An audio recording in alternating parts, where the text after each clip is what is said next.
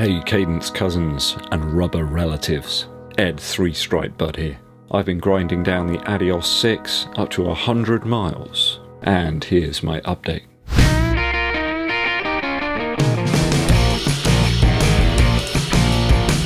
Thanks for coming and hanging out with us here at EDDBUD Running Shoe Reviews. It's always appreciated. If you've been enjoying the channel, but you haven't yet done so, please hit that subscribe button and click the bell below for notifications of when I roll out those new videos for you. It really does help the channel out too if you give this video a thumbs up like and also share it with your running buddies.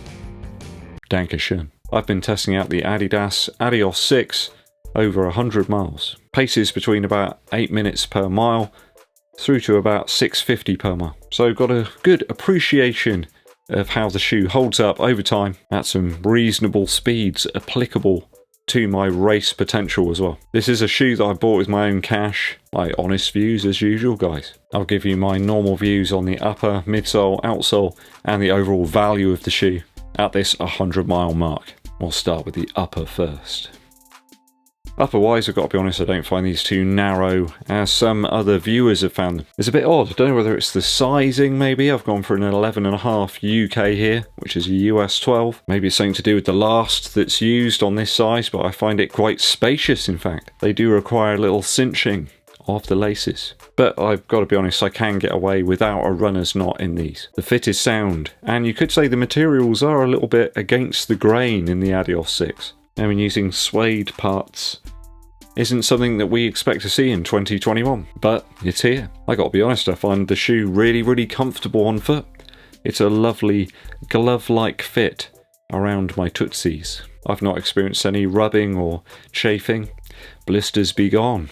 The tongue for me is outstanding with ample padding just in the areas where it's needed. They haven't just thrown a load of foam at it here, expecting to alleviate the problems. They've actually looked into the design, and that goes across the whole shoe really. It's very thoughtful. The tongue just protects the top of your foot from any lace lacerations, and it does the job, and it does it well. The shoe's actually quite a lot more breathable than it appears here. Perhaps in the white colourway it's a bit easier to see. Loads of little perforations there to let some of that precious wind inside. The air just circulates round, and I found it a great shoe to wear in the summer. I experienced zero heel slip in the rear area of the shoe. That ankle collar works just fine. There are some additional lacing eyelets. I haven't had to use them at all over the 100 miles that I've run in the shoe so far. Gotta say, the upper looks brand new after 100 miles. I haven't cleaned it or washed it or anything. This is just how it is. No dish soap has come anywhere near it. Some might scoff at the use of those strange materials, you know, in 2021. Small suede pieces here around the ankle area and around the toe guard as well. I've got nothing to complain about here in terms of upper. One of the most comfortable shoes I've worn in the last 2 years. A masterclass in upper design. Nike, take note, I'm going to give this a 3 out of 3 for upper after 100 miles. Midsole now. I gotta say, the midsole in the ADIOS 6 just gets better and better the more and more you run in it. It's a little like getting a new guitar.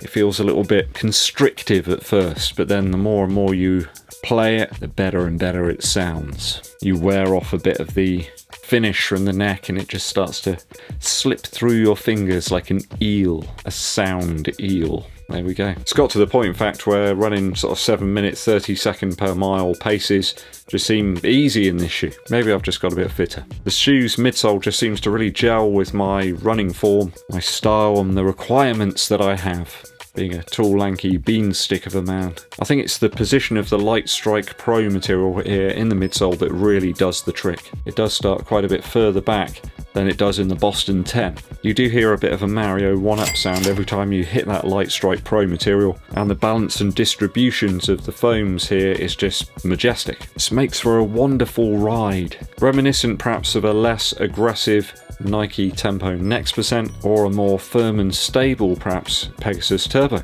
I'm not sure if all Light Strike material is the same, but the stuff in the heel here seems very different to that in the SL20.2, more like the stuff that I experienced in the SL20 original. I've got to say that the foams here in the midsole seem durable and very stable, only enhanced by that torsion system. on the underbelly of the shoe. Bit of a puzzle-like midsole here with all the sections kind of fitting into each other. A bit like one of those impossible wooden joints, you know, where all the pieces just sort of slide in and fit together. The Light Strike section acts as a superb base for the softer Light Strike Pro material, which is predominantly under your forefoot and midfoot. And it's completely exposed here, actually, on the underside of the shoe. Just an awesome design here, guys. I've loved pretty much every mile I've run in the shoe so far. Stable and sure on the outer edges of the midsole as well, thanks to that torsion system. Just gives you a really nice, large, forgiving target to hit every time. How can they get this so right and the Boston 10 so wrong? After 100 miles, I've got to give it 3 out of 3. I love it. Outsole now.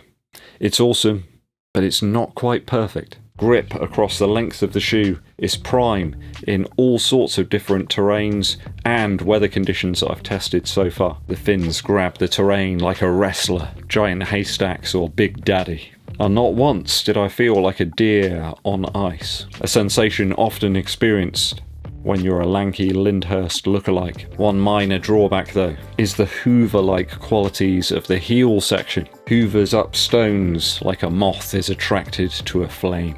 A moth's attracted to flames or lights? You know what I mean. That means regular removal of those stone stowaways, unless you like hearing a sort of clacking sound, very similar to Thomas the Tank Engine. But it's a price that I'm willing to pay for regular footwear-related joy. I have ground down the paint off of the lateral forefoot side of the shoe, or at least only in a couple of areas. That rubber section there does seem to be white, but they've painted certain parts of it black. I'm not entirely sure why, but it's a very, very small amount there, and the rest of the outsole here shows almost no wear whatsoever. There's in fact a stone in there that I've just picked out, another one. If anything, I'd suggest that grip's actually improved over time in the Adios 6. The torsion plate shows a little bit of wear here back in the heel section of the shoe, but it's nothing that's going to stop it performing its duties. Overall, a formidable footwear outsole for a range of different terrains and activities. A strong 2.8 out of 3 here for the outsole after 100 miles. Only reduced due to those frequent stone liberation sessions. We've got to talk value now. I've got to be honest, probably the best 110 Earth credits I've ever spent on a shoe. Just gets better and better the more you run in it. More enjoyable. I mean, it's only marginally heavier than the Adios Pro 2, and it just completely blows the Boston 10 out of the water. Got about 282 grams here, it's around about 10 ounces. The Boston 10 it's a lot heavier than that. A good option for training here, especially at that price. Better than the Pegasus 38, the Nova Blast 2, Velocity Nitro, SL20, SL20.2. Yeah, better than all of those. I've found it to be as tough as nails, but also light and nimble to boot. At the price as well, retail 110 Earth credits, it's hard not to recommend this and try and find a way to get it into your running shoe rotation. I see a little bit of tempo next percent in the Adios 6. That's a shoe that works for some people, not so much others.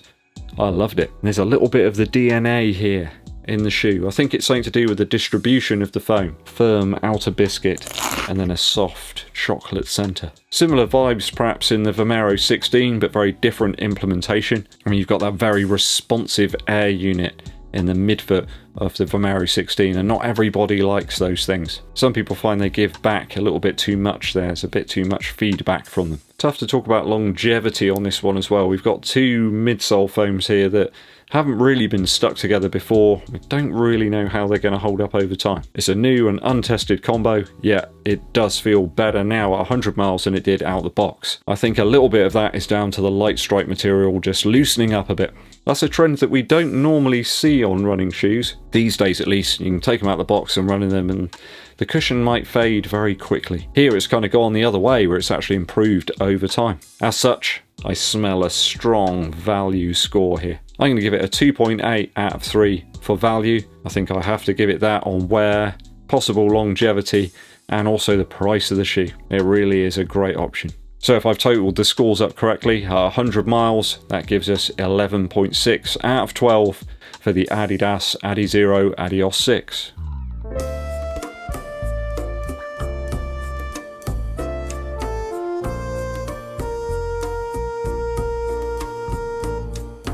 Bonus smell test.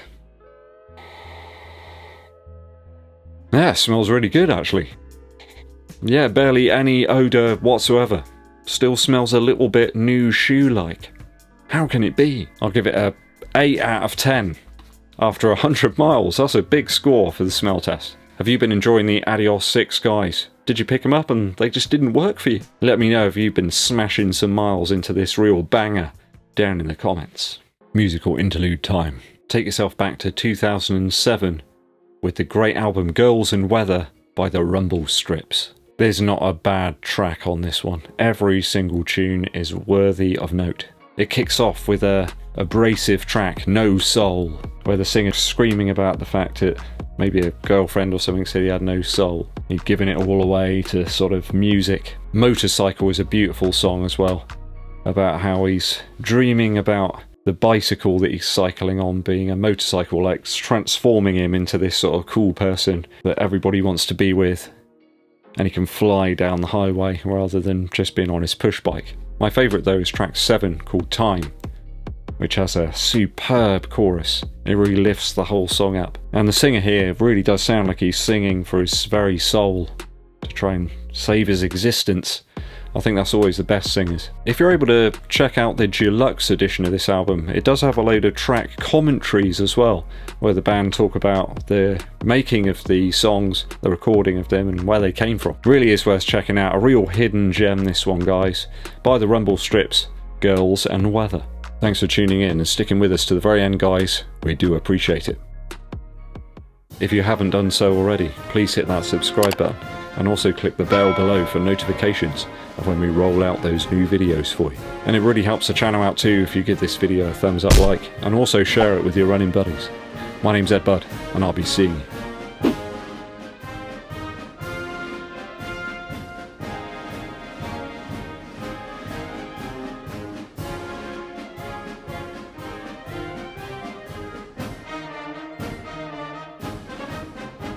Did you get what I did there? We had spots and stripes.